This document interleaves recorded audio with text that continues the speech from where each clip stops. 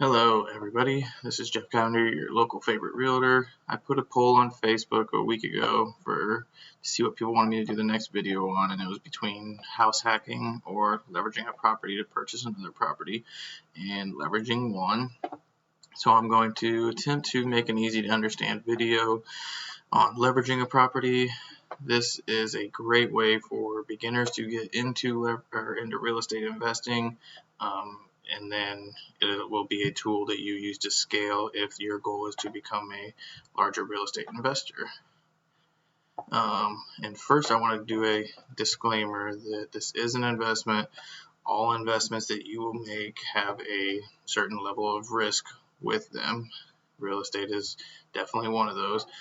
And before actually investing in real estate, there's a lot more to learn. That's leveraging is just a different way to finance them. So you still have a lot more to learn. I would not take this video and go and buy one right away. You have to learn how to run your numbers, how to manage what you're going to do, a game plan, all that. But this is just one piece of that puzzle. So now that that's taken care of, I'm going to run over some vocabulary real quick. It might help you out through the video. So leverage is to use something to obtain a desired effect or result. Equity, the monetary value of a property or business beyond any amounts owed on it with the mortgages, claims, liens, whatever. The HELOC is a home equity line of credit. Three main factors that make real estate investing so profitable: appreciation, an increase or rise in the value of a property; mortgage paydown, monthly payments lowering the principal balances owed on a mortgage; and cash flow, the remaining cash left over after all expenses have been paid. So those three right there are why real estate investors invest in real estate, and majority of people don't know that they are homeowners anyway, don't know that they've been participating in two of those, which is appreciation and mortgage paydown. Hopefully your home is appreciated, and hopefully you've been making your mortgage payments and paying down the mortgage, or else you wouldn't be living there anymore. So you've already been real estate investing and you didn't even know it yet. But the big hang up for real estate investing is getting started, because it's not like buying a primary home. You can't do a zero down. You can't do 3%, 5%. Typically on a real estate investment, they're going to require 20% down. Some lenders may vary. It might be 15, might be 25. Just depends on the property and the lender. And then once you get really good at real estate investing, you can find creative ways to finance that, so you're not using your own money. This is sort of one of those ways, although you're still using your own money, but it's not like taking 30 grand out of your checking account to purchase a real estate property. So if you find yourself in that situation where you are getting out of the rat race, you got extra money to invest, but you don't want to drain your accounts. You don't want to spend 20, 30 grand on a property and then be broke, and so you're stuck. You're not making that move. Well, I'm here to tell you that you do actually have that money, hopefully, in the equity in your primary home that you've been living in. As long as you've been in there 2 years or more, you should have equity in it. You probably need a little more than 2 years unless you've been making double payments or living in a very rapidly appreciating area. So here is the key and how to unlock that money that's just sitting there. Most people live in the world of, I want to pay my mortgage down and be debt free, the whole Dave Ramsey thing, which that's okay, but it's really a gold mine, especially in today's time, because the market's moving fast, and they call it a seller's market. But they're not having bidding wars on homes because their prices are good. They're having bidding wars on homes because interest rates are historically low. So, I don't really see the point in paying off a mortgage that's only 3%. If I told you I'd lend you 40 grand at 3% and you knew you could make 10% on it, wouldn't you do it? So that's kind of the realm that you're going to be in right now. You're sitting with all this equity in a home that could be making you 10, 20, 30% in a different investment.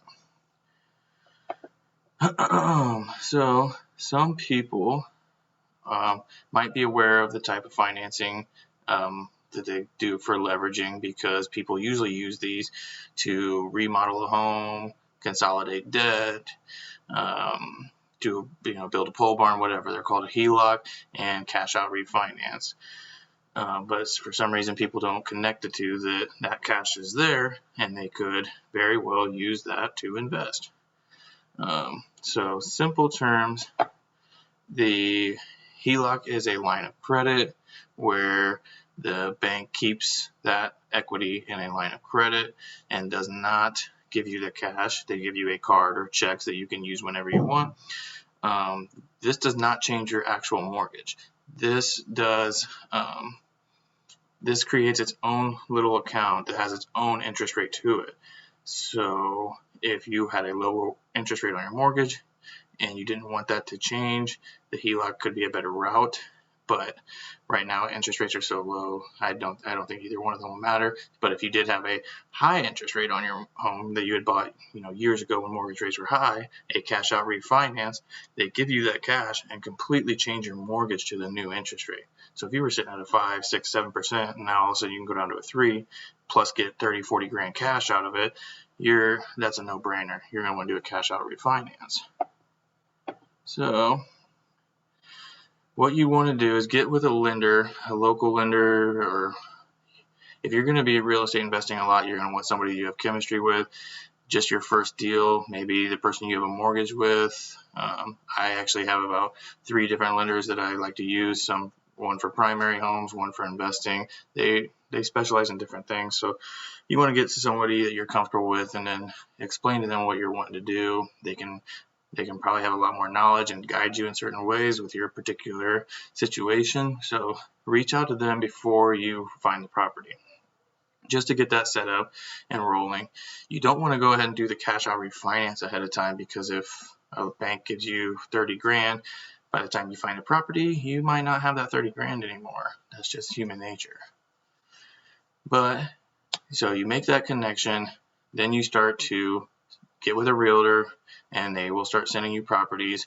You get with a good one, they know how to run numbers with you, so you guys are going over properties together. If you find one and the property is going to cash flow $100 a month, but your mortgage is going to go up $200 a month, probably not a good investment. Keep looking. If you find one that's raises your mortgage $200 a month, but the property cash flows $1,000 a month, great investment. So once you've found that property, then you take it to your lender and say you want to make an offer on it. You want to do the cash out refinance or the HELOC, whatever way you want to go. And then you're able to submit an offer. Once it gets accepted, the ball starts rolling, and because the cash out refinance is its own transaction, so it'll have its closing costs and fees and all that too. And then the purchase is a transaction, but they will run them together about 30 days, 40 days, depending, and you close them all in one meeting. You'll sign papers. It'll make a new mortgage for primary home, your mortgage, you get a new mortgage payment, and then you'll be leaving closing with a new rental property. And that is, in a nutshell, how you do it. I'm going to go through a quick story on how I did it. So I bought the first home when I was 19. It was a $90,000 3-bed, 1-bath out in the country in Warsaw. I lived there for about 6 years, paid the mortgage down to about 73 grand, and my mortgage was like 540. It raised up over the years from taxes going up. By year 6, the value of it was about $130,000, $135,000. The appraisals on refinances usually come back less than what they could sell for. I'm not sure why that is, but it's what I've seen lately. And so when I did it, my value came back at 128 when I was thinking it'd be about 135, and I had found a 5-unit apartment building for 140,000, but I needed the 20% down, which was around 28 grand, plus your closing costs of 3 to 4 grand. So I was looking at needing 32 grand. I really wanted the apartments. So I did the cash out refinance, which that covered 29,000, I think is what they gave me, and we all did it at closing, so they didn't actually give it to me. And then the remainder was about 3 grand that I had to bring of my own money to purchase a 5-unit apartment building. changed my mortgage about $200 to $250. Apartment unit cash flows $2,000 a month. So, which that's a higher cash flowing property. They probably won't normally cash flow that high, but if you run your numbers right, get the deal right, they can, and you can make a lot more money that way. So that is how you leverage a property to purchase another property.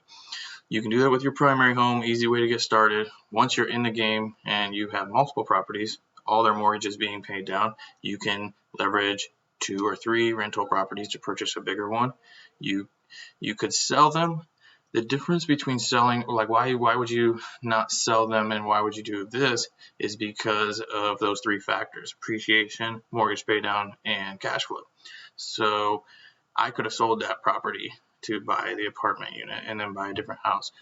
I would have probably sold and made a profit of $50,000 minus realtor fees, but what I did was only use the $30,000 that they give me, because they only give you 80% of the value of the home, and so I got the $30,000 out. I now use that property as a rental, so it's cash flowing, it's still appreciating, it's still getting its mortgage paid down, hands free. It allowed me to buy a 5-unit apartment building that's appreciating, getting its mortgage paid down, and cash flowing. So up to you if you want to sell a house and use the profits that way, but the leveraging will be a great tool going forward in your real estate career if that's what you are choosing to do. So I hope this helps. If you have any questions on anything else or any recommendations for future videos, let me know. Thank you and have a great day.